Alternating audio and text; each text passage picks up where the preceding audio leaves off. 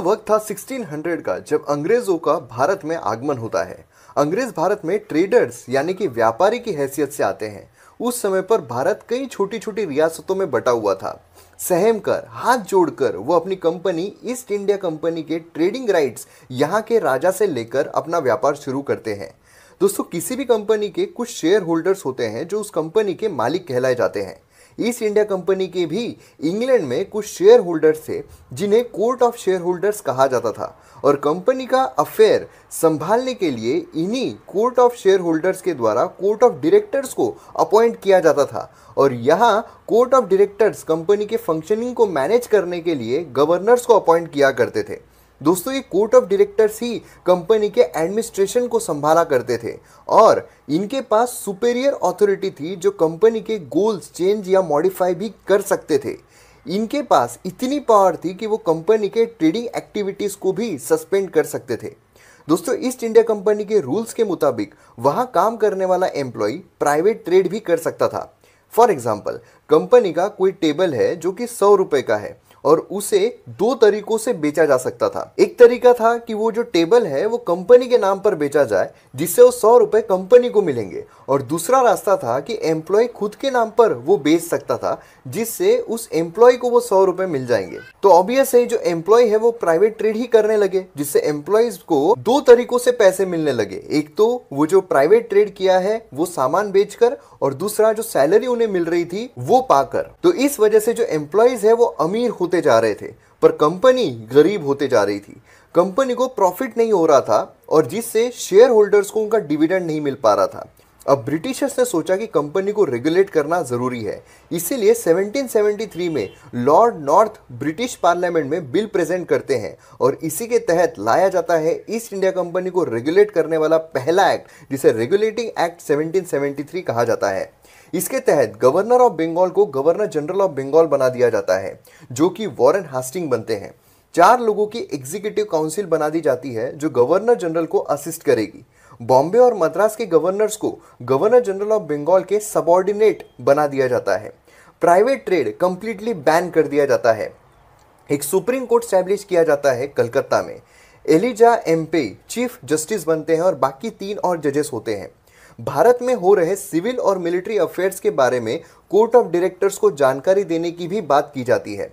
अब दोस्तों इसमें काफ़ी खामियां भी थी, जैसे गवर्नर जनरल को इस एक्ट ने पावरलेस बना दिया था क्योंकि उसके पास वीटो पावर नहीं था। देखिए, गवर्नर जनरल के पास 4 लोग थे और कोई भी डिसीजन लेने के लिए, जैसे फॉर एग्जांपल अगर चपाती खानी है या तंदूरी खानी है, तो 3 लोगों ने अगर बोल दिया कि चपाती खानी है, तो गवर्नर जनरल को तंदूरी खाना हो फिर भी उसे चपाती ही खानी पड़ेगी क्योंकि उसके पास वीटो पावर नहीं था। अगर वीटो होता तो मेजोरिटी कुछ भी बोले, गवर्नर जनरल बोलेगा वही होगा। जो बॉम्बे और मद्रास के गवर्नर्स थे वो सबऑर्डिनेट बने ही नहीं थे, वो अपनी ही चलाते थे।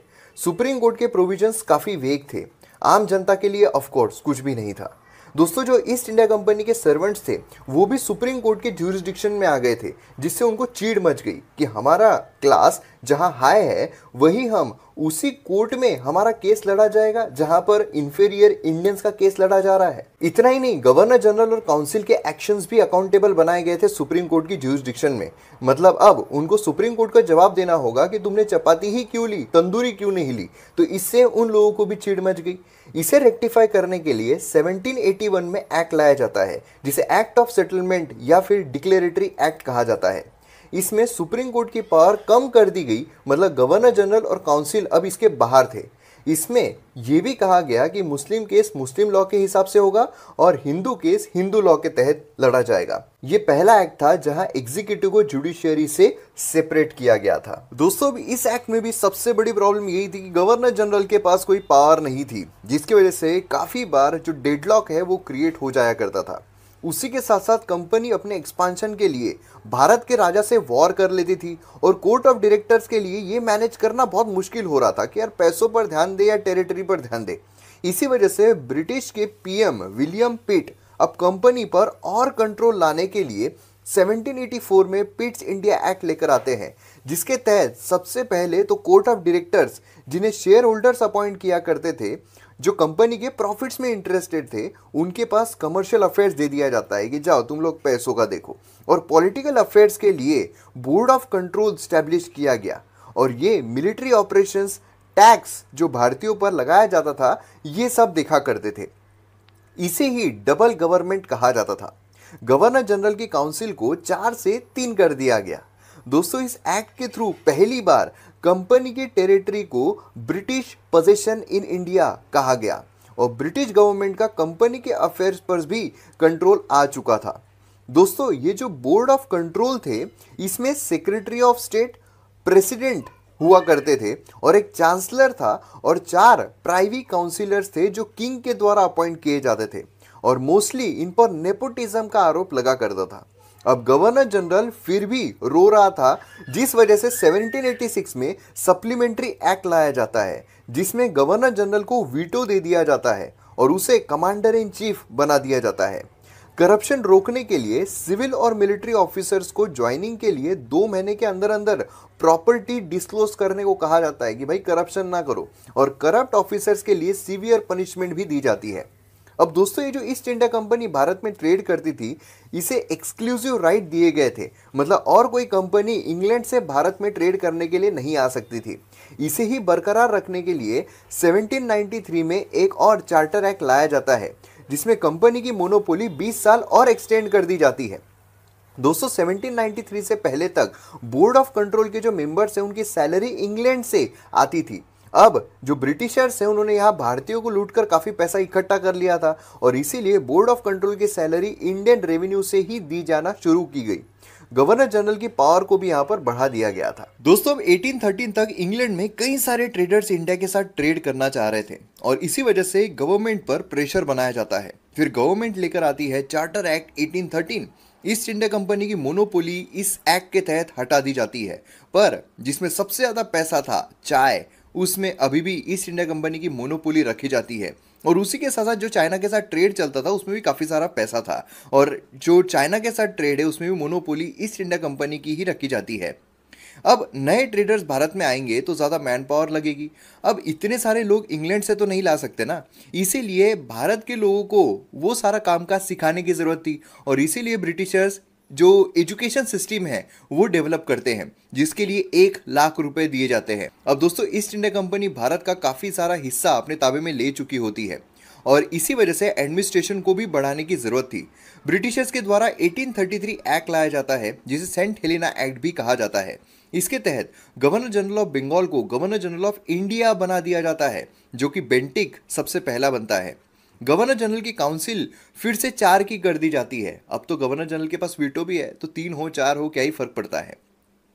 कंपनी की मोनोपोली पूरी तरीके से खत्म कर दी जाती है। जो बोर्ड ऑफ कंट्रोल के प्रेसिडेंट थी उसे मिनिस्टर ऑफ इंडियन अफेयर्स बना दिया जाता है। लॉ कमीशन फॉर्म किया जाता है मकौले के अंडर में। अब देखिए, उस वक्त जो कानून था वो काफ़ी अलग था, है ना, और उस वक्त तक कामकाज भी काफ़ी ज़्यादा बढ़ चुका था जिस वजह से इलीगल एक्टिविटीज़ भी काफ़ी ज़्यादा बढ़ रही थी। अब फर्ज कीजिए कि बंगाल में मर्डर करने पर 1 साल की सज़ा और बॉम्बे में फांसी की सज़ा, तो ये तो यूनिफॉर्मिटी नहीं हुई। तो यही यूनिफॉर्मिटी लाने के लिए और कन्फ्यूजन को दूर करने के लिए ये जो लॉ कमीशन है उसका गठन किया जाता है। उस वक्त तक काफ़ी इंडियंस भी गवर्नमेंट जॉब पाना चाहते थे, सो सिविल सर्विसेज की ओपन कंपटीशन लाने की कोशिश की जाती है पर वो ला नहीं पाते हैं। अब आते हैं हम 1853 में, जहां इंडियंस को एडमिनिस्ट्रेशन में आना था। ब्रिटिशर्स को पता था कि अगर इंडियंस को अब शामिल नहीं किया गया तो फिर हमें यहाँ से भागना पड़ सकता है और अब रिप्रेजेंटेटिव्स के साथ रूल करना बहुत ज़रूरी है। इसलिए सबसे पहले तो गवर्नर जनरल काउंसिल की लेजिस्लेटिव और एग्जीक्यूटिव फंक्शनिंग को अलग अलग कर दिया जाता है। लेजिस्लेटिव मतलब कानून बनाएगी और एग्जीक्यूटिव मतलब उसे इम्प्लीमेंट करेगी। और इसी लेजिस्लेटिव काउंसिल में, मतलब सेंट्रल लेजिस्लेटिव काउंसिल में जो इंडियंस है उनको भी लाया जाता है। ये पहला एक्ट बनता है जहां पर इंडियंस को रिप्रेजेंटेशन दिया गया था। कोर्ट ऑफ डायरेक्टर्स जो हमने देखा था उसके जो मेंबर्स थे 24, उसे कम करके 18 कर दिया जाता है, जिसमें से 6 क्राउन नॉमिनेटेड थे। मतलब समझ रहे हो, ब्रिटिशर्स अपना कंट्रोल ले रही थी, मतलब कोर्ट ऑफ डायरेक्टर्स डिसीजन के लिए क्राउन पर डिपेंडेंट हो जाएंगे। Finally open competition civil service. 1857 में ब्रिटिश गवर्नमेंट के खिलाफ बड़ा वॉर होता है जिससे ब्रिटिशर्स को समझ में आ जाता है कि भारतीयों का साथ लेकर ही भारतीयों पर रूल या शासन किया जा सकता है। इसी के चलते ब्रिटिश क्राउन डिसाइड करता है कि सब कुछ खुद के ताबे में लिया जाए। इसीलिए अब ईस्ट इंडिया कंपनी को कंप्लीटली एबॉलिश कर दिया जाता है और सारी पावर ब्रिटिश क्राउन अपने पास ले लेता है। गवर्नर जनरल ऑफ इंडिया को वॉइसरॉय ऑफ इंडिया बना दिया जाता है, जो कि कैनिंग बनता है। अब ईस्ट इंडिया कंपनी ही नहीं रही तो उसके बोर्ड ऑफ कंट्रोल या कोर्ट ऑफ डायरेक्टर्स क्या करेंगे? याद है, पिट्स इंडिया एक्ट के थ्रू जो डबल गवर्नमेंट स्टैब्लिश की गई थी उसे भी एबॉलिश कर दिया जाता है। सेक्रेटरी ऑफ स्टेट का न्यू ऑफिस लाया जाता है जो लॉर्ड स्टैनले बनता है।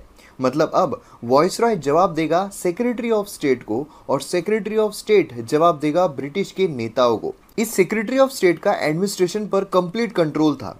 अब वॉर के असर को कंट्रोल में लाने के लिए ब्रिटिशर्स सब कुछ सेंट्रलाइज तो कर देती है, पर उनको पता चल जाता है कि इंडियंस के कोऑपरेशन के बिना तो वो कुछ भी नहीं कर पाएंगे और इसी के चलते लाया जाता है इंडियन काउंसिल एक्ट 1861। अभी इस एक्ट के तहत थोड़ा डिसेंट्रलाइजेशन किया जाता है। देखिए, डिसेंट्रलाइजेशन का मतलब क्या है? जैसे आज हमारे देश में सेंट्रल गवर्नमेंट है और स्टेट गवर्नमेंट है। अगर सेंट्रल गवर्नमेंट सब कुछ अपने ताबे में रखेगी, मतलब सारे कानून सिर्फ खुद ही बनाएगी, तो फिर उसे हम कहेंगे सेंट्रलाइजेशन। पर हमारे यहाँ स्टेट्स को भी पावर दी गई है कि वो भी कानून बना सकते हैं और इसे ही डिसेंट्रलाइजेशन कहा जाता है। वैसे ही बॉम्बे और मद्रास को भी लेजिस्लेटिव मतलब कानून बनाने की पावर दी गई थी। भारतीयों को खुश करने के लिए रिप्रेजेंटेशन प्रोसेस लाया गया, जहां वॉइसरॉय इंडियंस को as a non official member nominate कर सकता था और लॉर्ड कैनिंग 3 भारतीयों को नॉमिनेट भी करता है, जिसमें राजा ऑफ बनारस, महाराजा ऑफ पटियाला और सर दिनकर राव देखने को मिलते हैं।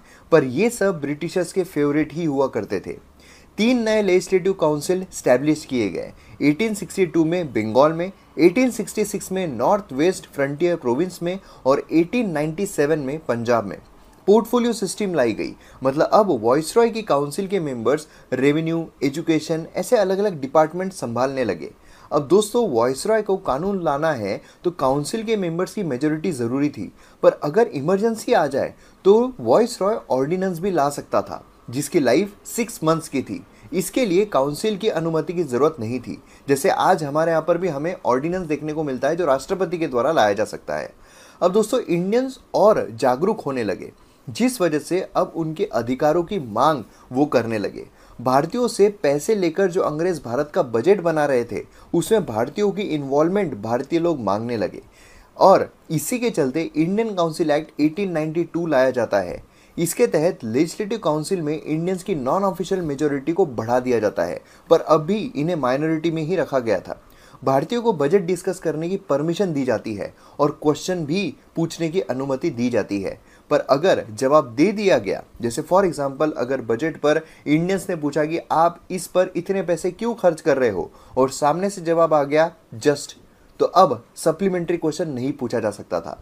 उसी के साथ साथ वोट करने की भी अनुमति नहीं थी। प्रोविंशियल काउंसिल में एक तरह का इनडायरेक्ट इलेक्शन भी इंट्रोड्यूस किया गया था। अब दोस्तों 1905 तक आते आते बंगाल का विभाजन कर दिया जाता है कर्जन के द्वारा, जिसकी वजह से भारतीय काफी खफा थे। उसी के साथ साथ अब भारतीय और ज्यादा जागरूक होते जा रहे थे, जिस वजह से वो रिप्रेजेंटेशन की और ज्यादा मांग कर रहे थे और जो एक्सट्रीमिस्ट ग्रुप है वो भी काफी ज्यादा बढ़ रहा था। तो ब्रिटिशर्स की तरफ 2 चुनौतियां थी। एक तरफ जो एक्सट्रीमिस्ट है उनको किस तरीके से सप्रेस किया जाए और जो मॉडरेट्स जो पर्चियां लिख लिख कर अपनी बात मनवा रहे थे उन्हें कैसे पेसिफाई किया जाए, उन्हें कैसे खुश किया जाए। और इसी के चलते जो लॉर्ड मिंटो है जो वॉइसरॉय था भारत में, और जो मॉर्ले है जो सेक्रेटरी ऑफ स्टेट था, इनके द्वारा 1909 में इंडियन काउंसिल एक्ट लाया जाता है, जिसे मॉर्ले मिंटो रिफॉर्म भी कहा जाता है। इसके तहत जो सेंट्रल लेजिस्लेटिव काउंसिल है उसकी साइज बढ़ा दी जाती है। पहले जो 16 थे अब वो 60 कर दी जाती है। पहली बार जो सेपरेट इलेक्टोरेट है, कम्युनल रिप्रेजेंटेशन, वो लाया जाता है। इसके तहत अब मुस्लिम इंसान को सिर्फ मुस्लिम ही व्यक्ति वोट कर सकता था। इंडियन जो है अब वो सप्लीमेंट्री क्वेश्चन भी पूछ सकते थे, मतलब अब यहाँ पर बजट पर पूछा गया कि आप इतने पैसे क्यों खर्च कर रहे हो, उसने कह दिया जस्ट, तो अब सप्लीमेंट्री क्वेश्चन भी पूछा जा सकता था कि भाई जस्ट क्यों, जवाब दो। और उसी के साथ साथ जो वोटिंग है वो भी यहाँ पर कुछ आइटम्स पर की जा सकती थी। अब यहाँ पर जो वॉइसरॉय एग्जीक्यूटिव काउंसिल है उसमें जो एसोसिएशन इंडिया का वो भी बढ़ता गया। पहले जो व्यक्ति थे जिन्होंने ज्वाइन किया था वो थे सत्येंद्र प्रसाद सिन्हा। उसी के साथ साथ यहाँ पर इलेक्टिव प्रिंसिपल जो है उसको भी रिकॉग्नाइज किया गया था कि चलो भाई इलेक्शन जो है वो भी यहाँ पर कंडक्ट करवाते हैं। मतलब इनडायरेक्ट इलेक्शंस बेसिकली यहाँ पर और ज़्यादा बढ़ने लगे थे। दोस्तों ब्रिटिशर्स समझ चुके थे कि इंडियंस को और ज़्यादा पावर देने की ज़रूरत है, क्योंकि अब इंडियंस के पास ये दिमाग आ चुका है कि भाई हमारा इंसान ही हमें रिप्रेजेंट कर सकता है, जो ब्रिटिशर है वो हमें रिप्रेजेंट नहीं कर सकते हैं। और इसी वजह से अब और ज़्यादा डिसेंट्रलाइजेशन और ज़्यादा जो ऑटोनॉमी है उसे लूज़ करने के लिए गवर्नमेंट ऑफ इंडिया एक्ट 1919 लाया जाता है, जिसके तहत अब जो प्रोविंसेस है उस पर का जो सेंट्रल का कंट्रोल था उसे रिलैक्स कर दिया जाता है। अब रिलैक्स कैसे किया जाएगा, हम ये कैसे मानेंगे कि जो सेंट्रल गवर्नमेंट है हमारे देश में एट प्रेजेंट उनका कंट्रोल स्टेट से कम हो रहा है, स्टेट्स को ज़्यादा पावर दी जाएगी, स्टेट को और ज़्यादा अधिकार दिए जाएंगे कि आप खुद के कानून बना सकते हैं। सेम उसी तरह जो गवर्नमेंट ऑफ इंडिया 1919 है उसके तहत जो सेंट्रल सब्जेक्ट और प्रोविंशियल सब्जेक्ट्स लाए गए थे, और central subjects central budget discuss किया जा सकता था, प्रोविंशियल सब्जेक्ट्स के हिसाब से प्रोविंशियल बजट भी पहली बार सेपरेट किया गया था सेंट्रल बजट से। मतलब अब यहाँ पर जो बॉम्बे है, मद्रास है, उसी के साथ साथ जो पंजाब है, नॉर्थ वेस्ट फ्रंटियर है, ये सब अपना खुद का बजट बना सकते थे, खुद का बजट एनैक्ट कर सकते थे। जो प्रोविंशियल सब्जेक्ट्स है उसमें भी दो भाग थे, एक था रिजर्व सब्जेक्ट, एक था ट्रांसफर्ड सब्जेक्ट। रिजर्व सब्जेक्ट मतलब जिसमें की डिपार्टमेंट्स थे, जिसमें फाइनेंस आ सकता था, तो वो सब गवर्नर और एग्जीक्यूटिव काउंसिल के द्वारा ही रखा जाता था। और ट्रांसफर्ड सब्जेक्ट जिसमें उनके हिसाब से जो इतने ज़्यादा इंपॉर्टेंट नहीं थे उस वक्त, जैसे एजुकेशन हो गया, हेल्थ हो गया, ये सब गवर्नर और मिनिस्टर्स इनके द्वारा किए जा सकते थे। और इसे ही ड्यूअल सिस्टम ऑफ गवर्नेंस कहा जाता है, जिसे डायरकी कहते हैं। देन उसके बाद बाइकैमरलिज्म जो है सेंट्रल लेजिस्लेचर में वो अपनाई गई, जिसमें अपर हाउस और लोअर हाउस लाया गया। अपर हाउस को काउंसिल ऑफ स्टेट्स कहा गया, लोअर हाउस को लेजिस्लेटिव असेंबली कहा गया। और मेजोरिटी ऑफ द मेंबर जो है वो डायरेक्ट इलेक्शन से चूज किए जाते थे। उसी के साथ साथ जो कम्युनल रिप्रेजेंटेशन है वो एक्सटेंड किया गया सिख, इंडियन क्रिश्चियंस और एंग्लो इंडियंस को भी।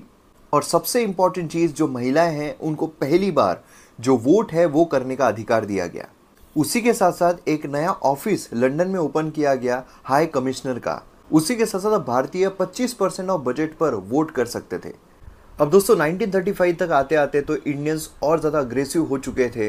जो इंडिपेंडेंस है उसकी भी मांग अब उठने लगी थी। अब इसी चीज़ को सप्रेस करने के लिए एक डिटेल्ड डॉक्यूमेंट लाया जाता है, जिसे गवर्नमेंट ऑफ इंडिया एक्ट 1935 कहा जाता है।